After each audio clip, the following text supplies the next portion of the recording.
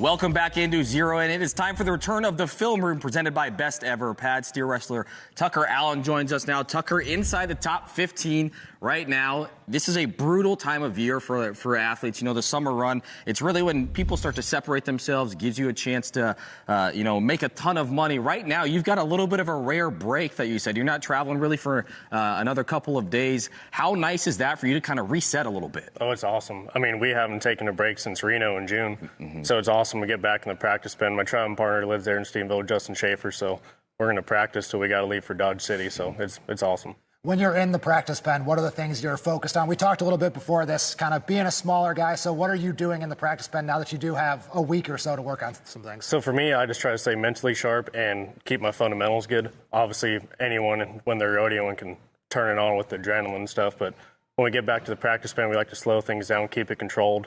And then when we get to a rodeo, we can flip that switch and get after it. Tucker, we're going to take a look at some of your runs here, and let's start with Salinas. And before we get to the actual runs, this meant a lot to you. I saw your Instagram post. You said this is your favorite rodeo. Why did this one mean so much to get? So it's California's biggest rodeo. You know, it's a long score. You got to see them out there.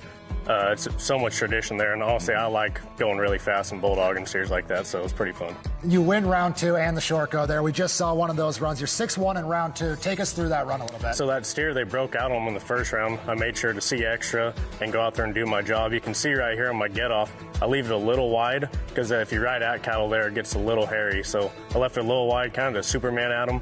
That steer is really good. I just try to stay over that left horn and make a good run. Let's take a look at this short round now, too. 6-3, so there's a lot of pressure on you, not only just to get the money, but because you said this is a big one for you. You really want this one. Did you feel added pressure with this run coming up here in the short round? A little bit, but I kind of like pressure. So I didn't bother me much. That steer was really good, too. I actually got the best start of the week right there, and I tried to slow down, make him hit right there. I pull down the nose. If I rush it right there, I'm a little longer, so I try to slow down and do it right. You're on the bubble right now, and then obviously in Salinas, it's a long rodeo. It's an average rodeo. Are you the type of guy who watches the scoreboard, watches the standings, knows what you have to do to win a rodeo like that? Honestly, no. I just try to do my job the best as I can and let the chips fall where they may.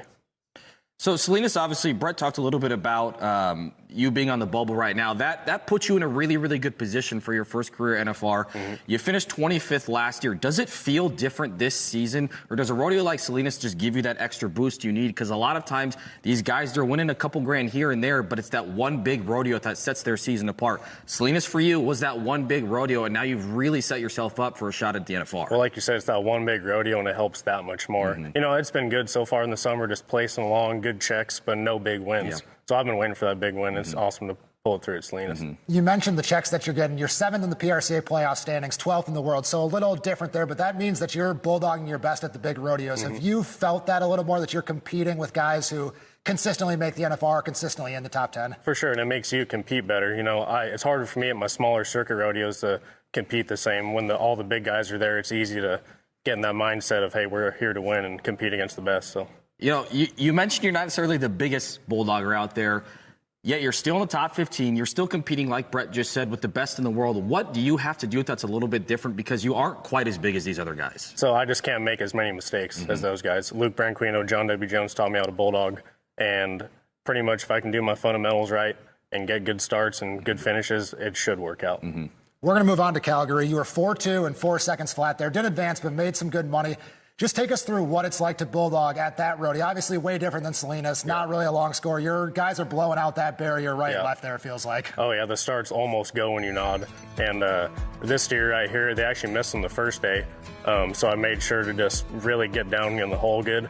And he kind of tore my shirt up a little bit, but worked out pretty good. I kind of had to hustle, got my feet crossed. When I pulled him the nose right there, I knew it would work out. So you talk about scouting reports in so many different sports. Rodeo's no different. How much work do you do, or how many questions do you ask guys who have been, when you get your draw and you know somebody else is had the same steer, do you do a lot of that scouting report? Do you ask a lot of questions about it, or do you just kind of look at 1 or 2 videos and say, okay, I know what I got to do? So my big thing is I watch the start, how the steer leaves, so I know I can get closest to the barrier I can without breaking it. And honestly, if they're really bad on the ground, then I'll ask how they are. But if a guy has a good time, I kind of just watch how it went and go from there. So let's go again to another Calgary one. 4 flat. Take us through kind of the start on this one, because obviously, like I said, you have to have a good start to be 4 flat in a situation like this. So this steer was really good, and honestly, this one's kept me up at night. I should have been 3-3, but I blew the start out right there, and right here, I should have hooked the nose right there.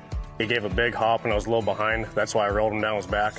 I've thought about that run a lot, and I asked Luke about it. I said, what do I do right there? He says, when your feet hit, you just go and hook it.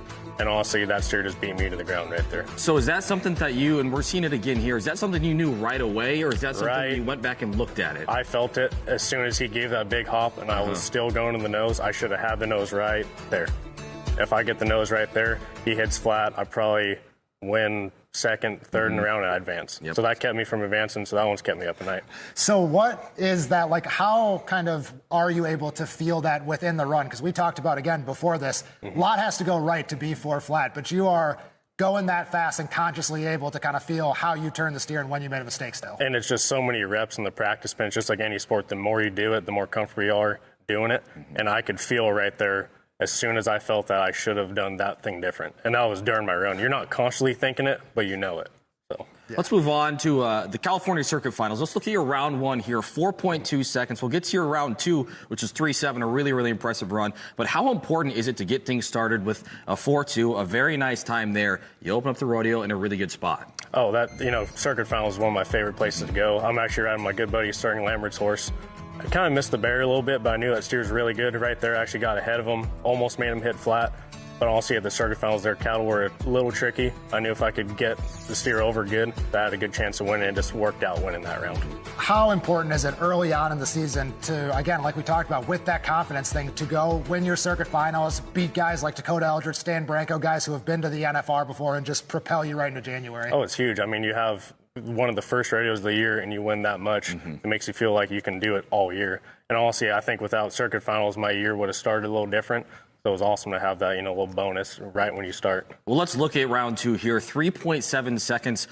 How good did this feel? Is this one of your favorite runs of the entire season? Because, man, that time is really, really impressive. It was, yeah. And honestly, it was the situation. I was the last guy out in the second round, and everyone kind of had some fast times.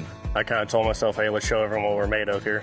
I knew that steer was good. They didn't do anything on him in the first round, but I knew the potential of him. So I just tried to do my thing right there, and it worked out. You've mentioned being a smaller guy. Does it feel extra good then when everything goes right and you really throw one to the ground like this here? Oh, when you can airplane one, you feel pretty wicked. Is that what it's called, airplaning one? Yeah, or just slamming one, slam dunking one, yeah. I was going to say slam. Slam is what I would have gone right there. Yeah. You're here with Best Ever Pads, too. This is the Best Ever Pads film room. Talk to me a little bit more about all the horses you're hauling and how Best Ever Pads holds up, because you mentioned how many guys rode your horse in the short round in Salinas. There were 6 guys that rode my 2 horses in the short go, including me. So obviously Best Ever has great products, and actually my traveling partner, Justin Schaefer, he's got Best Ever Pads too. So, I mean, our tack room was just stacked with them. So. When you're bringing a lot of horses everywhere, you're hauling quite a few. You said you're bringing 4 everywhere, hazing horses as well. Is that normal for most guys, or are you kind of rare in doing that? No, it's pretty normal. You got to have a haze horse that can compete with the dogging horse to keep up. So right now, Justin's got 2 good dogging horses and 2 good hazing horses. He actually has like 3 or 4 good hazing horses. But I got 2 horses of my own and another back home. I might bring them to Northwest, but we got a lot of horses right now. That is Tucker Allen, number 12 in the world currently as it stands. Tucker, thank you so much for joining us on behalf of Best Ever Pads.